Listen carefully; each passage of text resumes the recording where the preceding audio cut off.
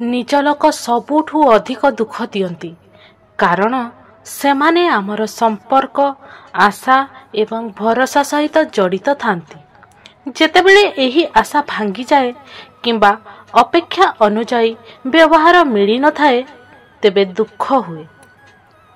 संपर्क को किपरि निभेइबे जदि अपेक्षा कम रहिबो दुख अधिक हेबो नाही। कोनोसी परिस्थिति रे तुरंत प्रतिक्रिया देवा ठीक नुह।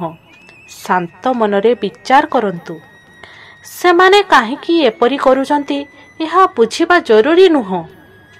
पुराणा दुख को गोटे जीवन शिक्षा भावे नहीं आग को जातु।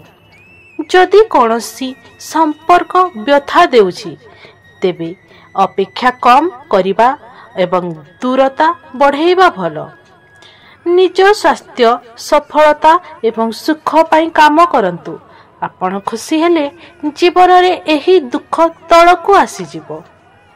भगवान श्रीकृष्ण जीवनर समस्त दिगरे उत्तम ज्ञान देइछंती एवं संपर्क बा अन्य मानक सह आमर भावना आचरण एवं व्यवहार किपरि हेबा उचित सेथिपई भगवत गीता रे उपदेश दिया जाइछि। आमे श्रीकृष्ण को बाणी अर्थात भगवत गीता भितरे थिबा तांकर शिक्षा एवं उपदेश गुड़िक एही शिक्षा मानव जीवन पाई अत्यंत गुरुत्वपूर्ण एवं आज भी यह उपयोगी। जो माने अत्यधिक आसक्त नुहंती, खुशी रे अत्यधिक खुशी नुहंती, दुख रे अत्यधिक दुखित नुहंती से माने सठिक ज्ञान रे अछंती। यार अर्थ हेउची आमे जदि संपर्क रे अत्यधिक आशा रखिबा तेबे दुख निहाती आसीबो। संपर्क किपरि हेबो ताहा आपण जानि रखंतु। जेउ माने समस्तक सह एक सम भाव रखंती, दुख एवं सुख को समान भाव रे नहीं थांती, से माने ही एक उच्च चित्त अवस्था को प्राप्त होंती।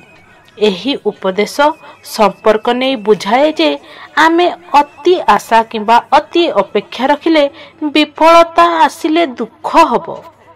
भगवान श्रीकृष्ण कहिछंती निज जीवन रे मु श्रीकृष्ण ही सबुठारु उच्च। जेउ माने मते भजन करंती से माने सबु दुख और असंतोष ठारु मुक्त होंती। एहा एठी बुझाए जे मनुष्य जीवन रे संपर्क आसीबो अजीब, किंतु जदि आमे भगवान उपरे भरोसा रखिबा तेबे दुख कमी जिवो। जेउ माने सुख और दुखर द्वंद्व को जीति पारंती से माने जीवन रे एक उच्च स्थान को प्राप्त करंती। एही शिक्षा आमको कहे जे आमे जदि एक संपर्क भांगी जाइथिले बा कोनोसी अन्य माने आमको दुख देइथिले ताहाको जीवनर एक अंश भावे नै आगई जिबा ताहा ही सठिक परिचय।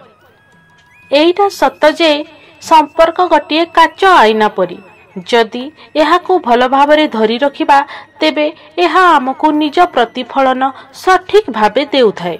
अर्थात जेमिति आमे अन्य मानक सह व्यवहार करिबा एमिति अन्य माने मध्य आम सह व्यवहार करिवे। किंतु जदि एही आईना को आमे अत्यधिक चाप देबा तेबे एहा भांगी जिवो एवं पुणी जोड़ी हेबो नाही।